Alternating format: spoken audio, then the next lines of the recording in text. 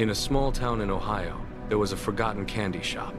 Most people walked past it like it didn't exist, but those who went inside never came out the same. Because inside that shop was something impossible. A candy that never finished. 12-year-old Ethan Cole found it on a rainy afternoon.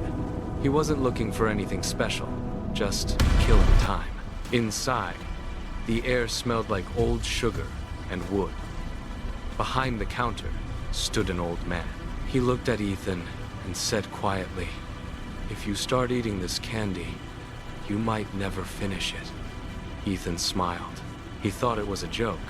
Then the man placed a glass jar on the counter. Inside, a single red candy.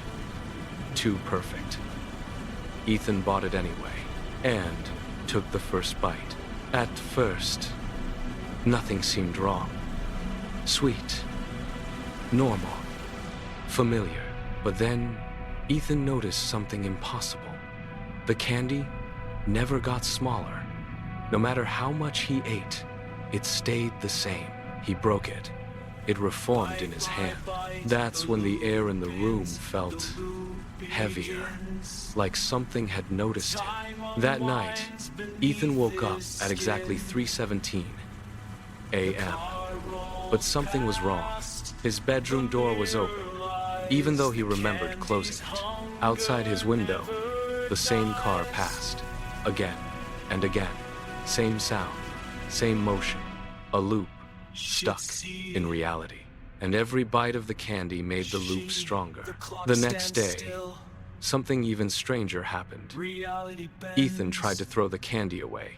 He walked miles from home and dropped it into a river. He watched it sink. He felt relief. But when he reached his pocket, it was back, dry, clean, as if nothing happened.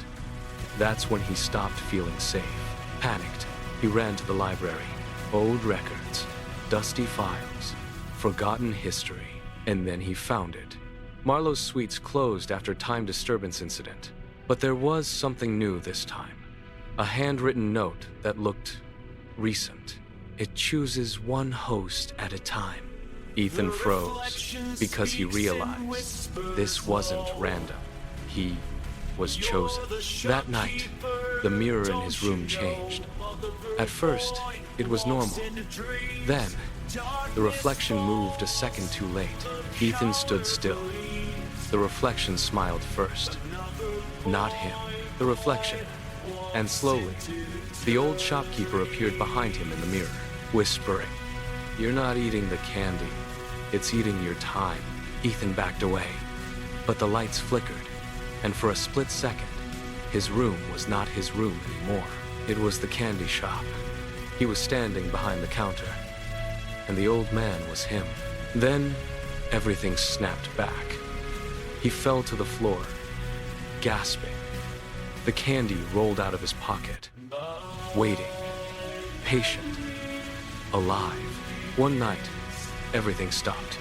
No sound, no movement, no time. Just Ethan and the candy. The air felt frozen. Even his thoughts slowed. And he understood the truth. There was only one way out. Finish it, or become part of it forever. His hands shook. The world held its breath. And then, he took one final bite. The moment his teeth sank in, reality cracked. Time broke apart like glass. No town, no Ethan, no sound, only silence. And the candy remained, floating in darkness, perfect, unfinished.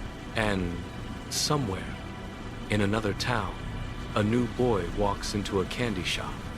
The bell rings, and behind the counter, the old man whispers, "If you start eating this candy, you might never finish it."